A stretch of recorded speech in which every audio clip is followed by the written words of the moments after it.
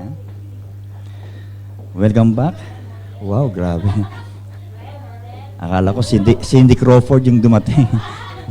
Yung international model. Grabe. Sa biyak pa lang ng punja. Wala na. And of course, welcome back, Ate Juna. Welcome back, SMRE. Long time no see. Long time no hear. And of course, Ate Yumi. I'm so glad nandito ka. For ng Panginoon. And of course, si Ate Laika, kala ko wala na. Andiyan na siya ngayon. And of course, yung esposo po ni Ate Mia. SMRE. And of course, si Madam. Ayan po, Madam Rosie. Ayan. Masayaw ba kayo? Sigurado kayo?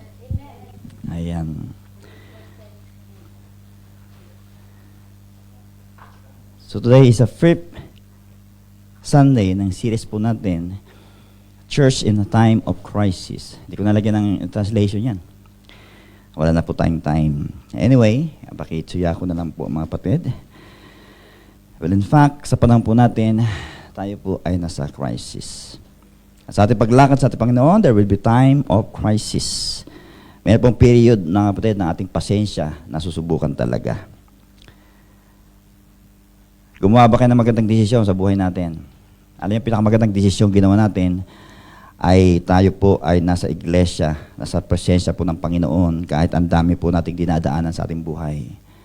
Marami po tayong palpak na mga desisyon sa ating buhay. Sinong sabi ito maraming nagawang palpak na desisyon? Pero purihin po ang Panginoon dahil ang pinakatamang desisyon po natin ay magsaliksikin po natin, tayo po'y hanapin ang presensya natin Diyos sa kabila po ng ating dinadana sa ating buhay. So the church in times of crisis, joy in times of discouragement. Sino rin nakaranas ng discouragement, mga kapatid? Okay? Alam niyo ba ang pinakamatinding crisis sa panahon po natin, mga kapatid, ay hindi po yung financial crisis. Kung hindi po makita yung bunga ng Espiritu sa ating buhay. The real crisis of the church today is not decline ng membership. Hindi po financial hardship. Kung hindi po yung tayo po yung nag-exist sa church pero hindi po makita sa ating buhay ang karakter po ng ating Panginoon. Marami po sa atin na discouraged, na disappoint, defeated, and dismayed. In fact, let me define discouragement in my own words. Sino rin nakakalas ng discouragement? Ako po madalas na discouraged, mga kapatid.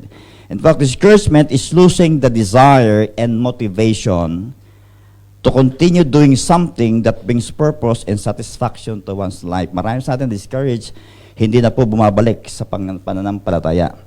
At marami sa atin, because of discouragement, marami po sa atin tumalikod na sa ating Panginoon.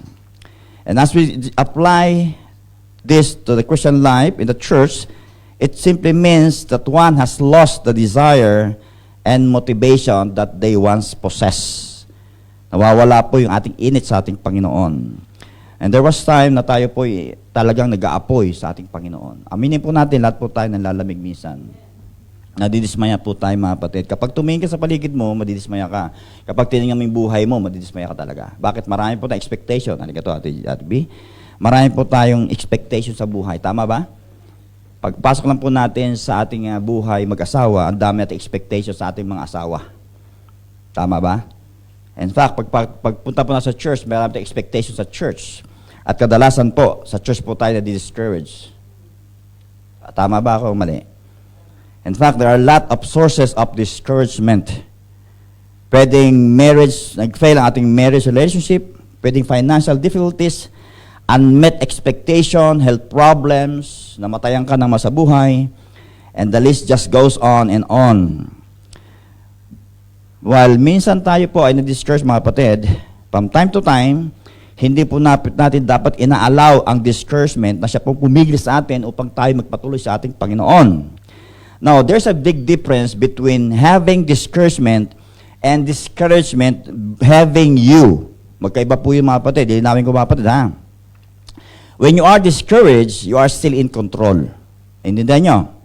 But when discouragement has you, it has control over you. Naintindihan natin, mga kapatid. So never po natin mga kapatid na i-allow ang discouragement, siya pong magpahinto sa atin sa ating paglakad sa ating Panginoon. Now, ang discouragement may be universal, but it is curable. Okay?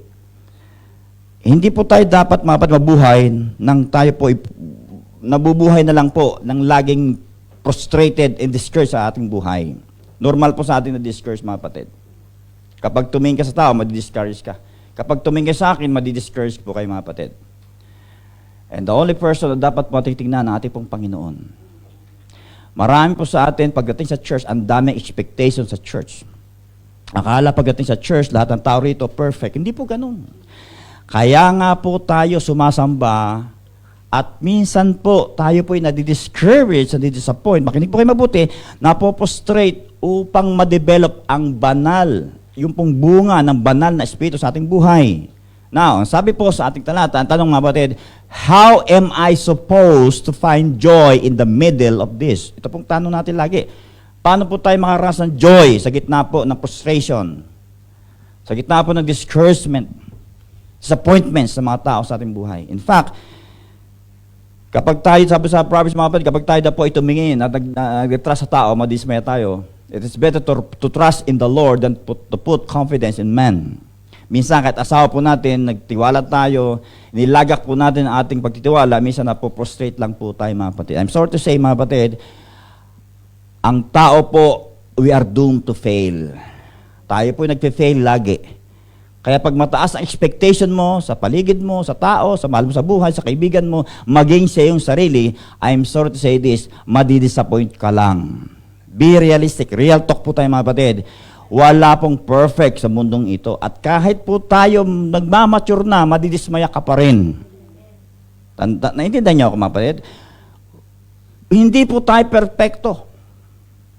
But the good news is we have a perfect God.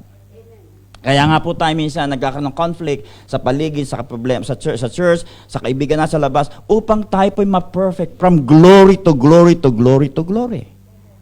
Kasi kung hindi ka po makakaras mga kapatid ng mga conflict, paano ma-develop yung patience sa buhay mo? Kapag hindi mo narasang ikaw ay kamuhian, paano may pa-practice yung pag-ibig na galing sa Diyos? Paano po tayo mapa-perfect? Nandiyan ho ba kayo? Now, the question is how am I supposed to find joy in the middle of this? Ako po yung number one, laging nakaranas ng frustration, discouragement sa aking buhay. Pag tumingin ako sa ministry, nadidismaya ako. Pag tumingin ako sa aking kakayahan, nadidismaya ako. Pag tumingin po ako sa mga tao, inaasahan ko, nadidismaya ako mga batid. In fact, 3 times na po ako nag-resign as a pastor for 30 plus years sa aking buhay, pero hindi po inalaw ng ating Panginoon. Bakit po? Sapagkat hindi pa tapos ang Diyos sa aking buhay. Pag tumingin po ako sa kapwa ko lingkod ng Diyos, ako po ay nadidismaya. Sapagkat maging po yung mga lingkod ng Diyos, ang dami pong kapalpakan sa buhay. Sabi ko nga po mga kapatid, ang pinakamahirap mabago yung mga pastor. Hindi ko alam, maniniwala kayo sa akin mga kapatid, sapagkat naranasan ko po magpastor ng mga pastor. Ang hirap po magpastor ng mga pastor. Ang pinakamatigas ng ulo, mga pastor. Would you imagine mga kapatid, buti nabuhay pa ako. Yung mga kasabayan ko, patay na po lahat. Isipin nyo, kinuha ni Lord. Now, how am I supposed to find joy in the middle of this? Paano tayo makaranas ng kagalakan? Now, 2 Corinthians chapter 4, verse 16, therefore, we do not become discouraged, spiritless, disappointed, or afraid, though our outer self is progressively wasting away, yet our inner self is being progressively renewed day by day, by day, and by day. Day by day. Nandiyan ho ba kayo? Sa Tagalog, basa. Wala. Nihongo. Epeso no tagami. Hindi nyo alam. Okay. Tayo po yung na-discourage. Takot po tayo. Ang ating pong panglabas ay nabubulok, naluluma. Yet our inner self is being renewed progressively day by day. Tayo po sandaling manalangin. Panginoon, salamat po sa araw pong ito. We give you praise. We thank you, Father God. Open our hearts, open our mind, our ears of understanding, so that we may able to see the goodness, your grace sa aming buhay. Salamat po, Panginoon, sa araw pong ito makita po namin ang kabutihan mo sa gitna po, Panginoon, na kasamaan sa aming paligid. Makita po namin ang biyaya mo sa amin, Lord God, ay sapat. At kung kami man, Lord, nagkakamali, Panginoon, patawarin mo po kami, O Diyos. Sapagkat kami, Lord God, ay mahawak lamang sa iyong awat habag sa aming buhay. Salamat, O Diyos, sa mga kaluluwang nandito, O Diyos, sa mga pusong bukas na tumanggap sa iyong salita. Samahan mo kami, Lord God, ng iyong Santong Espiritu sa araw po ito, and we promise you, Lord, we will give you back all the highest praises, for you deserve all the highest praises in the world. For this we pray, in Jesus' name, Amen. So lahat tayo mga kapatid na dismaya, tumatanda, nanghihina. But the good news is, we are being renewed day by day. Nandiyan ba kayo? Alam niyo po ba mga kapatid, na pag mabot ka ng 50, yung buhok mo, buo pa. Alaking pasalamat mga kapatid. Alam niyo bakit? Isa po sa mga signs ng mga pagkanda, numinipis po buhok pag nagkakaid na. Isa po nabasa ko yan mga kapatid. Nawawala yung mga muscle sa katawan ng malalaki, kailang malaking tiyan, sa mga babae, namipis ang buhok, bagay sa lalaki. Kaya kapag ikaw po, mga kapatid, intact pa ang iyong buhok. At nakapagpakulay ka pa, purihin po ang Panginoon, napakabiyaya ng Diyos sa buhay mo. Kaya nga pa pag nakahawak ko ng buhok, may edad na, ang kapal pa rin, ako yung talaga naiinggit sapagkat sabi ko, napakabuti ng Diyos sa buhay mo kapatid. Alam niyo po, marami pong nalalagas ang buhok pag edad po ng 40 because of stress. Alam niyo po ba yan? At because of lack of vitamins, kakauban po tayo. Kaya nga po sabi sa akin, Pastor, nagtitina ka ba? Hindi ako nagtitina. Yung kapatid ko po, IT, 40 plus lang ngayon, puting-puti na po buhok. Pero po rin po, Panginoon, hindi pa po ako nagtitina mga kapatid. Iniiwasan ko po mga kapatid, talagang tuluyang madismaya sa aking buhay. Kaya nga po, pag tumingin ka sa paligid mo at nakita mo, dismaya ka lang, huwag mo tingnan. Kapag tumingin ka sa mukha mo, nakita mo, ang dami mong ayos sa mukha mo, huwag mo tingnan. Kung gusto mong makakita ng imahe ng Diyos, mabless ka, tingnan mo yung kapatid mo. Yan ang imahe ng Diyos. Gusto mong maranasan ang hininga ng Diyos? Huminga ka na malalim, buhos mo sa kapatid mo, yan ang hininga ng Diyos, tanggapin mo ang hiningang galing sa Diyos. Siguradong tutumba ka sa anointing galing sa Diyos. Romans chapter 14, verse 17, for the kingdom of God is not a matter of eating and drinking, but of righteousness and peace and joy in the Holy Spirit. For the kingdom of God is not a matter of eating and drinking, hindi po eating lang and kain, but of righteousness and peace, joy in the Holy Spirit. Alam niyo po, part po ng buhay natin, dapat may kapayapaan ka sa gitna ng kaguluhan at may kagalakan ka sa gitna po ng discouragement and disappointment sa ating buhay. Now, papaliwanag po natin mga kapatid. Alam niyo, the real Christ sa buhay po natin, yung pinoprofess mo na Kristiyano ka, pero hindi po makita ang karakter ng Diyos sa ating buhay. Now, the fruit of the Spirit is Galatians chapter 5, verses 22 and 23. Ito pong sabi mga kapatid, the fruit of the Spirit is love, basa.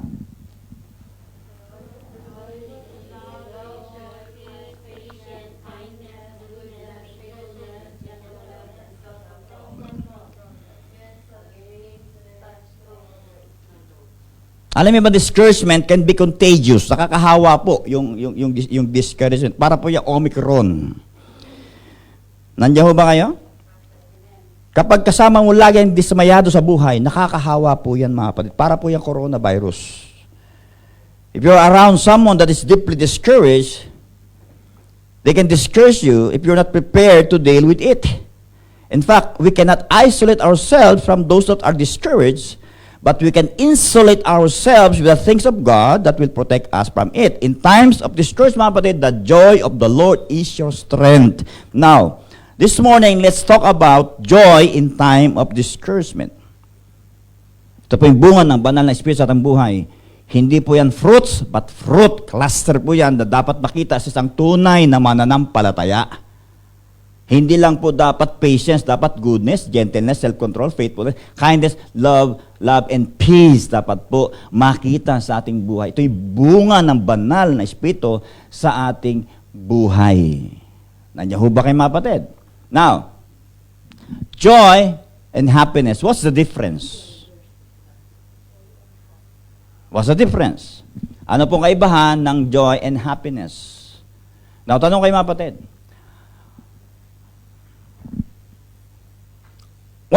What's the easiest thing for you to lose? Sabi po nila, pwedeng salamin, pwedeng susi na kotse, and even your sanity. Alam niyo, ayon po sa pag-aaral, the easiest thing of all to lose is your joy.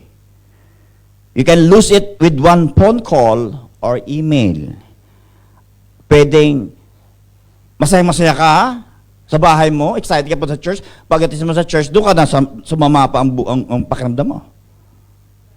Tama, mali. You can watch a TV and lose your joy. In fact, it's the easiest thing in the world to lose. Geng ka, excited ka pumunta sa church, expected mo malilip ang spirit mo, pag upo mo ganyan, paglabas mo, para kang ginutay-gutay, niluray-luray, dahil pinaringga ka ng pastor, na-offend ka sa katabi mo, may narinig kang hindi magandang chismis against you, sira na ang mood mo uwi sa bahay ngayon na para ka ngayon na loging in check na magbubuti. Nandiyan ba kayo?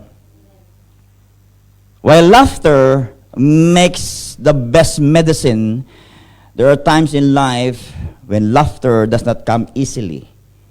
Sabi ng laughter is the best medicine, pero may mga time na hindi mo magawang tumawa. Dahil ang dami mong problema. Nandiyan ba kayo mga kapatid? In fact, study published in January mga kapatid, 2010 sa Yale University, yung physical emotional stress can trigger tumor formation.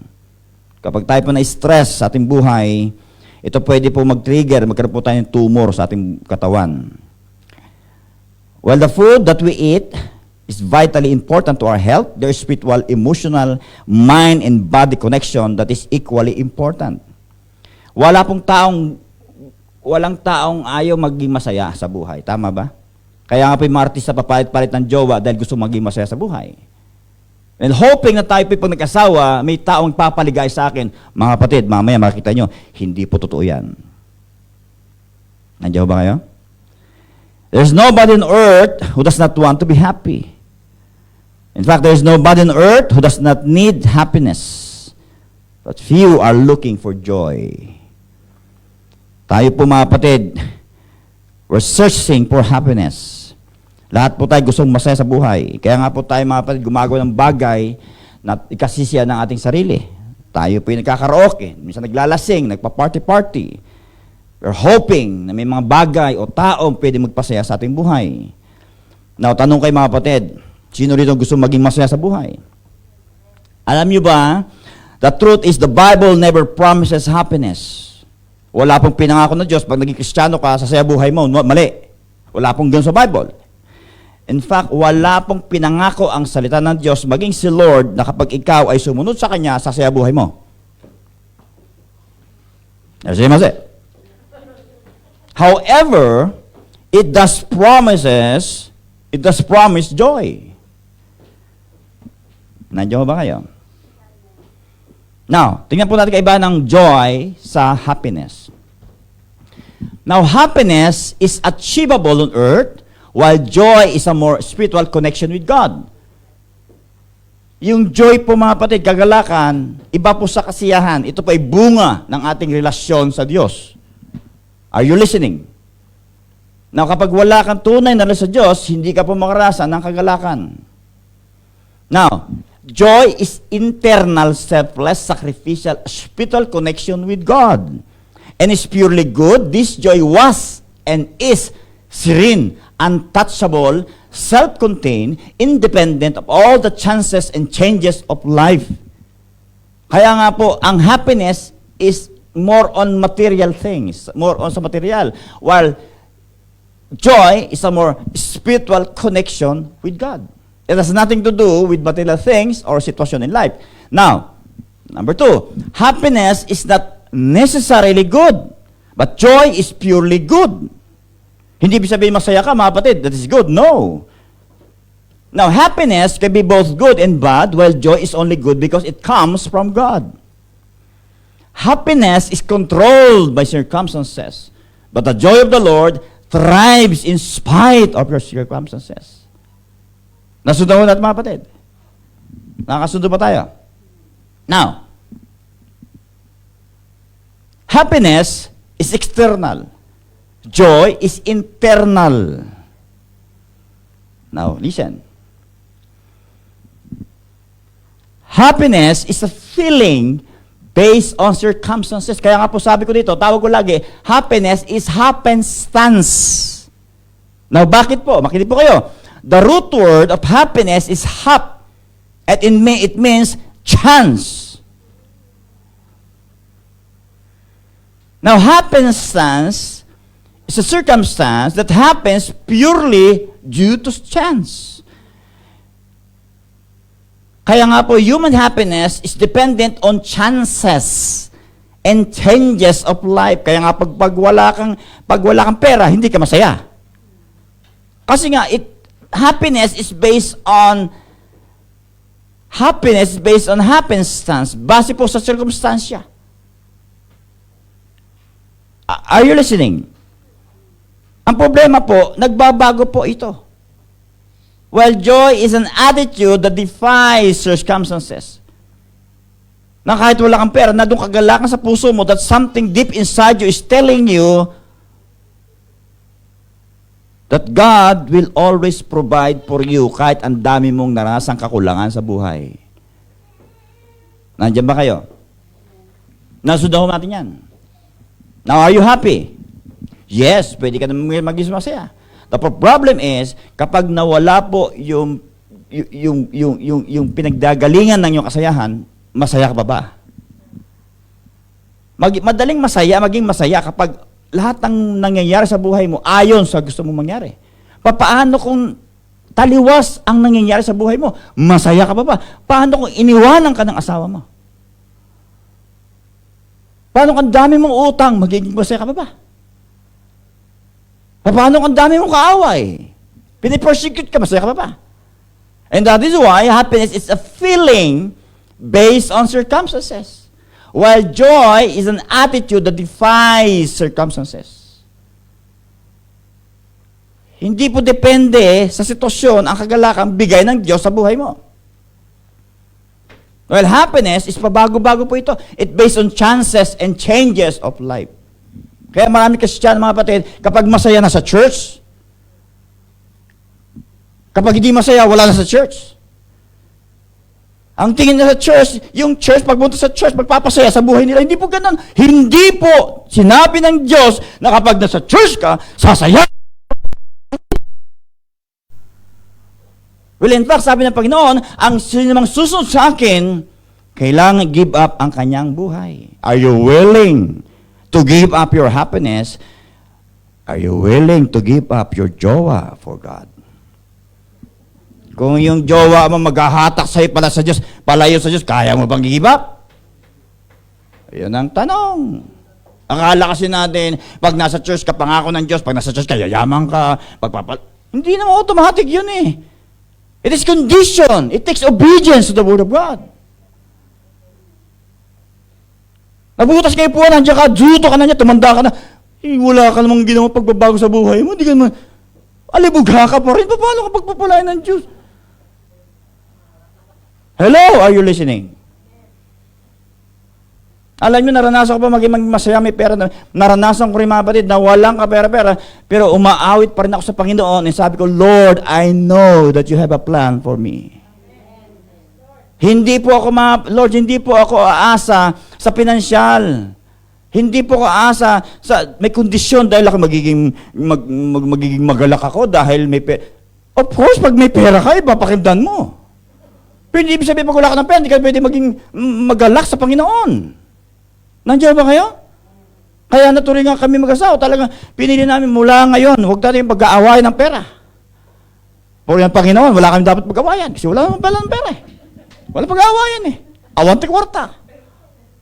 Pag may dumadating, purihin ng Panginoon. Iba, dumaan lang, pastor. Buti nga may dumaan eh. Di ba? Buti nga may dumaan eh. Pasalamatan mo. Yung iba, pag dumating, kulang pa. Wow! Di ba dapat magpasalamat ka? Kahit ilan lang yan. Yung iba, hindi pa makontento. Dumaan lang daw. Buti nga may dumaan eh. Diyos ko. Joy is a gift from God. In fact, joy of the Lord is our strength. Yun ang nagpapalakas sa'yo, kahit ang dami mong frustration sa buhay, nagpapatuloy ka pa rin kay Lord. Joy is the result of God's presence in our life. Psalm 16:11, you make known to me the path of life. In your presence, there is fullness of joy. It's only in the presence of God. At your right hand are pleasures forevermore. Masaya ba makaranas sa pleasure? No, sabi dito, at your right hand are pleasures forevermore. There is fullness of joy in the presence of God. Alam nyo, ang Panginoon po concern sa ating pong kaligayahan. Makinig po kayo. Hindi ibig sabihin, naglilingkod sa Panginoon, ang nais ng Diyos, maghirap ka na, no, magdusa ka, no. Ang nais ng Diyos, concerned siya. In fact, the word blessed means to be happy. Nais ng Diyos, lumalakad ka sa Kanya, ang dami mong naranasan, pero nais ng Diyos, maging masaya ka sa buhay mo. Walang masama maging masaya. Pero ang nais ng Diyos, hindi lang maging masaya, dapat magalak ka. Kasi tayo nakadepende po sa mga material, sa sitwasyon ng ating buhay. Kaya ang nangyari, whether Christian ka. Pag may pera, masaya. Pag wala rin sa church. Now, let's talk about the stealer of our joy. Sabi dito, so also you have sorrow now, but I will see you again, and your hearts will rejoice, and no one will take your joy from you. No one will take your joy. Hindi sabi, walang anuman. Walang sino man, pero walang anuman. Pwede parang mawala ng anuman. Hindi po sinabing walang anuman. Walang sino man. Ayan. No one will take your joy from you. Pero hindi po sinabing walang anuman. Ang sabi, walang sino man. Tama? Tama ba yan? Now, myths that steal our joy. Ito po, yung mga myth. Number one, kailangan meron kang significant other to be happy. Kailangan may magpapaligaya sa'yo para maging masaya ka. Mali po yun. You don't need someone to make you happy. Kaya kailangan may jowa ako. Pag wala akong jowa, malungkot ako. No, wala akong kayakap. Hindi yakapin mo unan mo. May kayakap ka, binubugbog ka naman. Myth 2, if I just got married, everything will be perfect. No, wala pong perfect spouse. Paano maging perfect ang buhay mo? Wala kang perfect asawa. Ang taas ang expectation natin, yung mga kinakasal namin sa Pilipinas, paano ka nakasigurado na kayo talaga, mahal ko siya, pastor. O, sabi, ikaw, mahal ko rin siya. O, sige, after 1 year, hiwalay na. If I just got married, sabi nila, everything would be perfect. The bad news is, wala pong perfect marriage, wala pong perfect na spouse. But there is a perfect God. The most perfect marriage is made in heaven. Pareho kayong Kristiyano, may takot sa Diyos. Myth 3, if I have everything, I don't need anything. No. Marami pong kilala sa Pilipinas, mayaman, they have everything in life, hindi sila masaya sa buhay. I'm sorry to say, hindi ibig sabihin marami kang pera ngayon, nasa'yo na lahat, wala ka ng pangailangan, you need God. You need Jesus in your life. Kung wala kang tamang relasyon sa Diyos, pasulpot-sulpot ka lang, maghahanap ka sa Diyos. Now, 10 things that steals our joy. 10 things. Ingratitude, ingrata, unforgiveness, dissatisfaction, uncontrolled feelings, worry, bitterness, guilt, critical attitude, lack of purpose, and people-pleasing. Ito po yung 10 things that steals our joy. Now, what joy is not? Wala pa po tayo sa pinaka-main. Joy is not the absence of suffering. Hindi sabihin nagagala ka, wala ka na marasa problema. No. Basa, 2 Corinthians chapter 6, verse 10. Basa.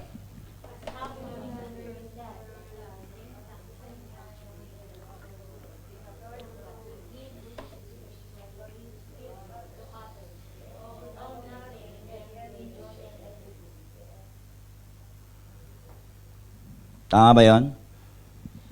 May reason ba kayo para malungkot? Yes! Marami po tayong reason para malungkot. Isipin mo lang ang pera, nalulungkot ka, di ba? Tama? Tama ba? Isipin mo lang, uwi ka sa bahay. Ako mag-isa naman ako. Sabihin mo naman, tatay ma, ikaw sagot, o Kyrie. Di ba? Di ba, kalungkot yun? Maraming reason para ikaw malungkot. We have reason to be sad. Real talk. Let's be real. But at the same time, we have the joy of the Lord. Tama.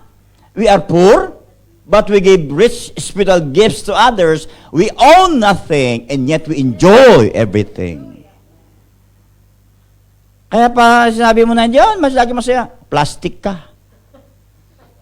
Maraming dahilan para ka maging malungkot. But at the same time, ang sabi sa ating talata, meron tayong kagalakan mula sa Diyos. Iba po yung kagalakan sa kasayahan.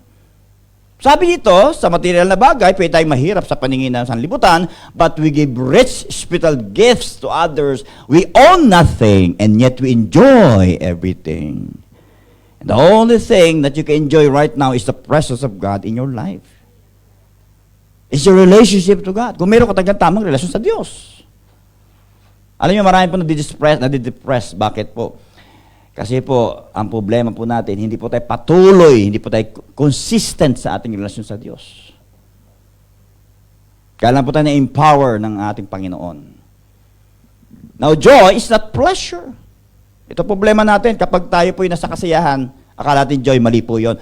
Pleasure is rather short-term, short-lived emotion.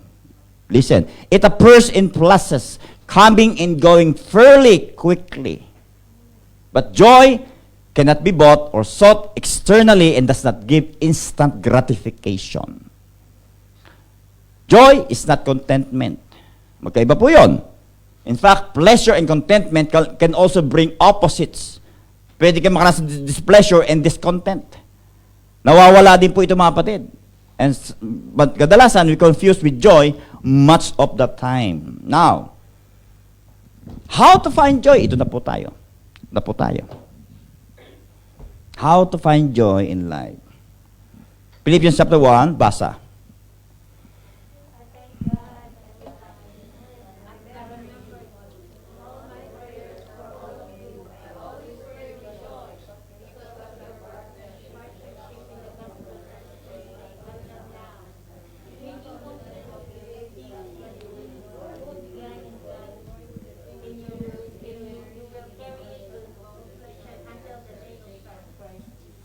Ang sumunod po si Pablo, sinulat niya po ito sa mga mananampalataya sa Pilipos.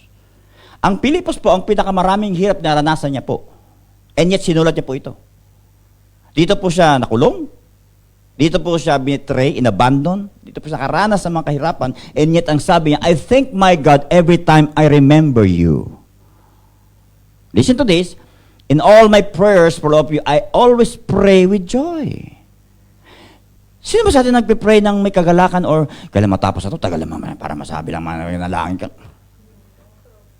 Sino na nanalangin na may kagalakan sa puso? Hindi yung nananalangin ka para matapos na lang.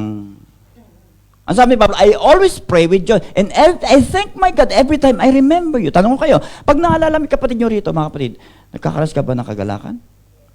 O kapag naalala mo siya, binabangot ka na, sana huwag siyang dumating, sana huwag siyang dumating.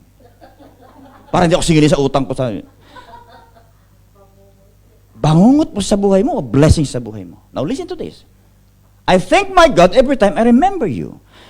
Sa tuwing maalala mo kapatid mo, anong naalala mo?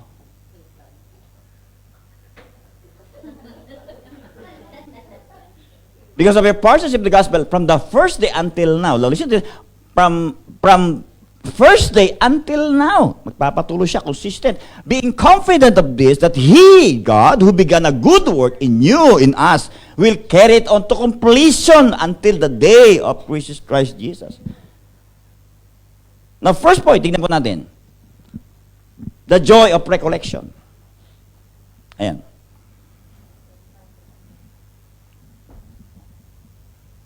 The joy of recollection. Shiko kuno, yorokobi. Sabi niya, I thank God every time I remember you. Look at His positive outlook in life.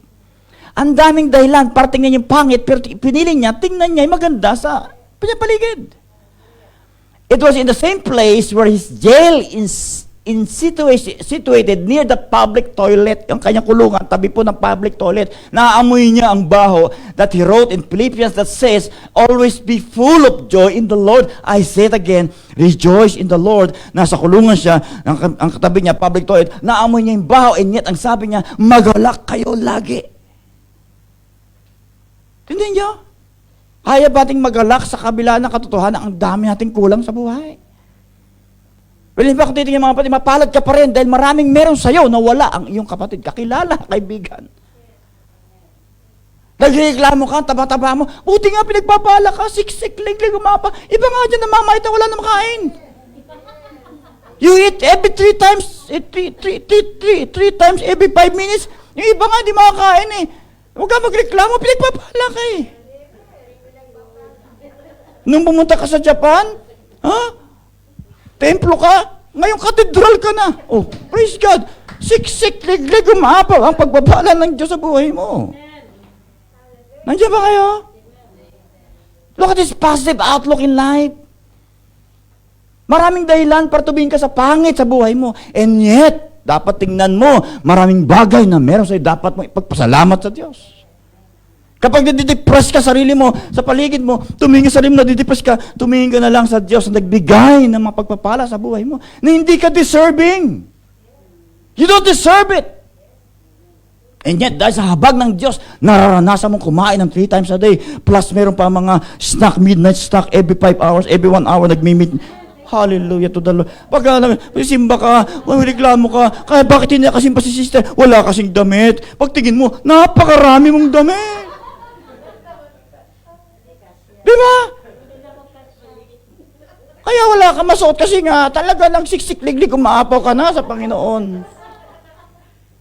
Tapos magreklamo ka, wala ka masuot. Tama.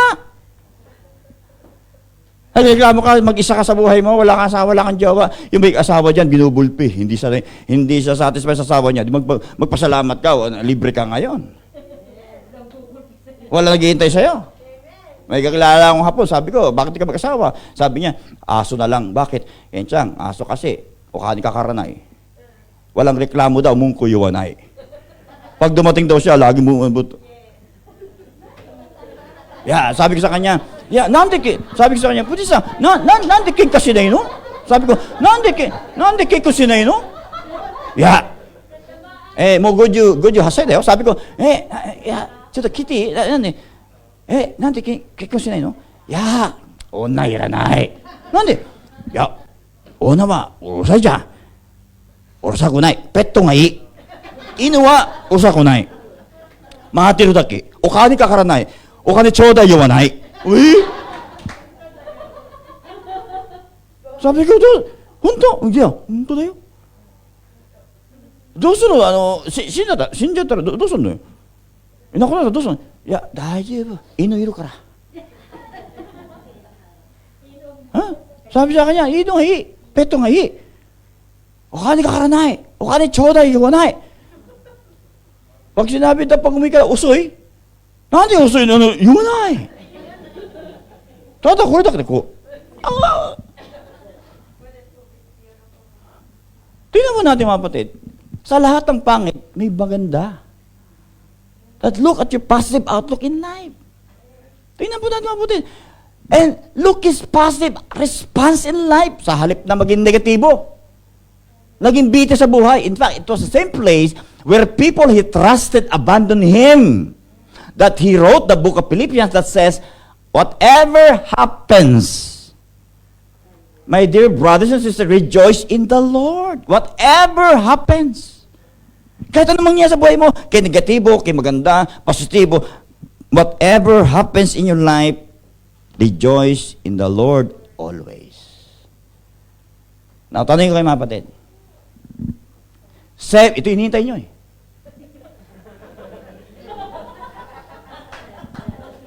Kala nyo ha? Okay ba ito bro? 7 guaranteed ways to live a miserable life. Gusto nyo? Malaman? First step, Be Marites. Tama ba? Siya? Garantiyasado po ito mga kapatid. 7 guaranteed ways to live a miserable life. Marami sa atin gusto maging miserable sa buhay. I want you to taste your own medicine. O sige. Number 1, magnify every problem. Kapag may problema, palakin mo. Kahit konti lang. Kahit minor, major na minor. Konti kipot lang, huwag palampasin, palakin mo lagi. Garantisado yan mga kapatid, sigurado sa inyo. You will live a miserable life. Pangalawa, allow unforgiveness, envy, gossips to poison your life. Alam mo, ay chismis, okay, go yan, go yan. Bitterness, go. Anger, go. Away, kengka, iyo, toso. Lahat ng basura, sige, alam mo sa buhay mo. Huwag ka magpatawad, magalit ka, sige, go lang, go. Trouble is my middle name. Go. Gossip, gusto ko yan, go. Sige, gawin mo lang yan. Okay lang yan. I'm telling you, garantisado, 3 years lang, patay ka na. Mamamatay ka sa dusa. Refuse to accept your faults. Huwag mong tanggapin, hindi yan mali. Ikaw may mali. Huwag mong tanggapin mali ka. Basta tama ako. Kayo lahat mali. Pati si Lord mali. Ako tama. Sigurado to. Garantisado to mga pato. Ito pa. Di pa tapos. Isolate yourself and stay away from church. Basta pagka hindi mo pay, mas ka lang. Magsa lang yan. Do it your own way. Huwag ka sumamba. Kung gusto mo lang, matingka pa kaya mo, bahala ka. Basta bigla ka lang mawala. Yun lang. Huwag ka sumamba. Garantisado po ito mga kapatid. Kapag di mo fail, mag-driving ka sa dagat. Baka sa dagat, pagpalain ka ni Lord. Magtambay ka dyan sa mga kung saan-saan. Take everything personally. Lahat personalin mo. Kahit hindi ka pinapatama sa pulpito, ako yun Hayop to Magpost sa Facebook, ako to Wow! Sikat ka! Akology! Lahat ng post sa Facebook, tinag siya, ako to. Ano, kasikat ka naman, grabe ka naman. Ibang klase ka, special ka. Ano ka, tamang shabu? Lahat gawin personal mo lahat. Ako to.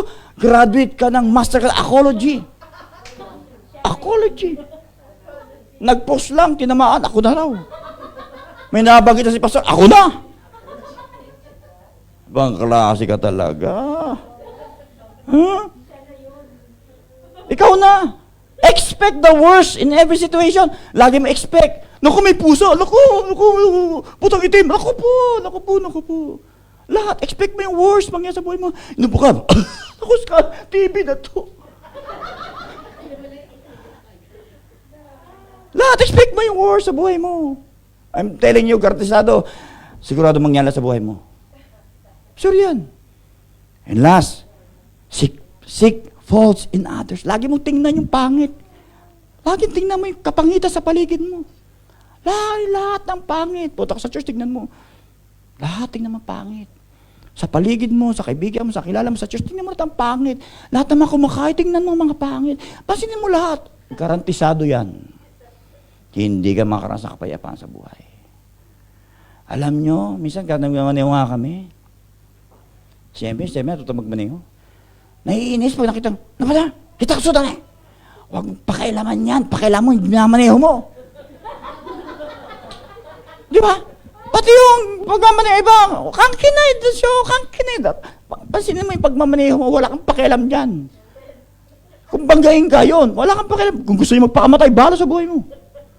Lahat alam mo, maraming Pilipino pakialamera. Tama mali? Gusto mo maging miserable buhay Hindi pakialam mo lahat. Gusto mo papilan lahat, mapapil talaga. Maraming mapapil sa buhay talaga. Naalala ko po sa Kinsyo. Nagtrabaho kasi ba eh. Siyempre, nanginig kamay ko, wala pang computer na, wala pa. Kinakamay ko, gawa ko kinakamay ko talaga. Lamig, naninig sa kamay ko. Bumuli po ako ng yung pang gold, yung may magnet na bracelet, na pampa daw ng kamay. Ng pulso. So, nag-preach ako nung Sunday. Pag ganun ko nakita, si Pastor nakasalas, hindi namatin. Tingnan ko, bakit di matin yun? Ang pastor dapat nag-aalahas. Dapat pala ang pastor nakadamit ng sako, naghihirap, ganun ba yun? Hindi na pumatin. Dahil lang sa yung hindi naman yung ng pulso, sabi ko, grabe pala itong mga to. Makita ng utak, Kawawa, sabi, kawawa tong tao na to. Alam, maging miserable buhay nito. Naalala niyo? Naintindi niyo ba ako? Kung lahat papansinin niyo mga kumakay, mga kapatid, kawawa ka naman. Meron pa nagsabi doon, no? Nagpisa ko. Jephthah is a son of a prostitute. Pagbaba ko, Pastor, nagmura ka. Ano yun na minura ko? Di ba? Son of the prostitute. Tagalogin mo. Anak ng prostitute. Hindi! Sabi ko, ano ba talaga? Nagmura ka! Ano yun? Di ba Tagalog ng son of a prostitute? Anak siya ng PUTA? Sinabi ko ba yun? Sabi sa Bible, Jesus, son of a prostitute. Anong mura dun? Sabi ko, grabe, may mga tao palang ganito kakita na utak, Kaya no wonder, pagiging Kristyano nila, napakalungkot ang buhay. Sabi, alam niyo mga kapatid, diretsahan tayo. Kung ganyan kayo, i-eksi buhay niyo. Hindi kayo abot ang 10 years from now. Baka bukas lang, katakihin ka na, mauna ka pa sa akin. Magkikita-kita tayo. Ang tanong lang, lahat tayo mamamatay. Ang tanong, sino mauna? Hindi po question yung mamamatay ka eh. Lahat tayo. Ang question yung bang, paano ka mamatay? Marami pong namatay, nagdusa talaga, nag-struggle. Ay, iluwa yung bato eh.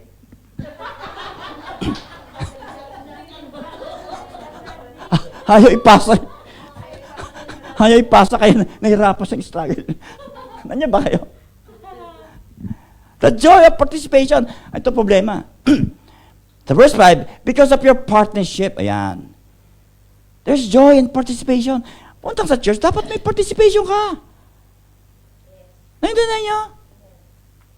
And participation means koinonia, fellowship or communion has a root meaning of sharing of something in common. There's joy in participation. Kapag bahagi ka ng isang cause, ng isang pamilya ng Diyos, nandun yung kagalakan na galing sa Diyos.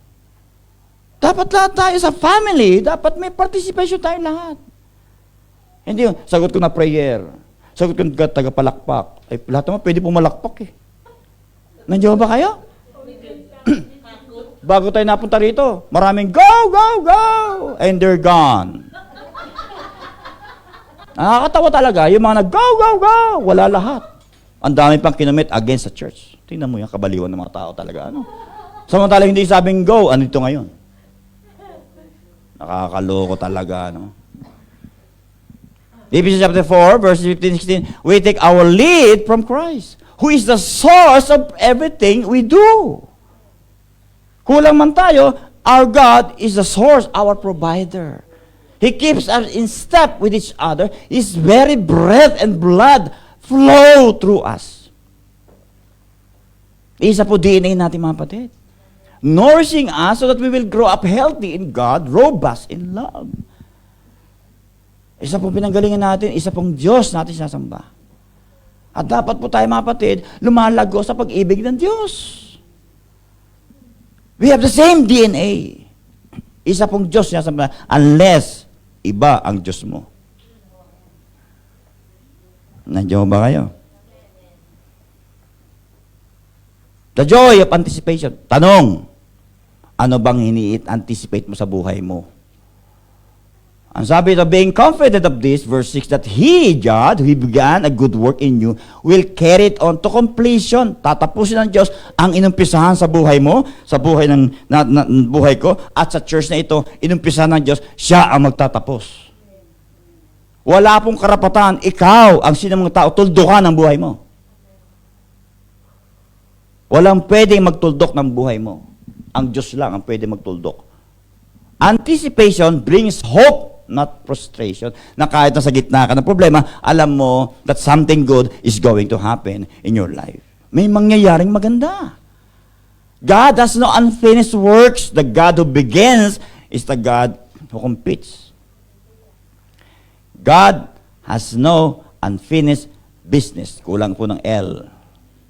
The God who begins is the God who completes. Ang inumpisahan sa iyo, ang Diyos ang magtatapos sa buhay mo. Just be patient. Just hold on. Be consistent in serving the Lord. Nandiyan mo ba kayo? And I'm telling you, I assure you, ang Diyos po magtatapos kung anong pinusahan sa iglesia ito sa ating buhay. Sa ating pagtatapos, ano po natin? Psalm 62:5, my soul, wait patiently for God alone, for my expectation is from Him. Hindi po sa tao, sa Diyos ang ating expectation. Pag umasa ka sa tao, mabibigo ka lang. Umasa tayo sa Diyos. Now, you can find joy when you put Jesus first, others second, you last. Today, God is offering you joy is what joy Jesus offers to you. God is offering you joy na hindi po sakop ng sitwasyon ng ating buhay. Now, are you willing to practice yung kagalakang ito na bigay sa atin ng Panginoon? Tayo po'y manalangin, tayo po'y may communion sa araw pong ito. Tama ba? May communion ba? Let us prepare our hearts sa ating communion sa araw pong ito, mga kapatid. Hallelujah.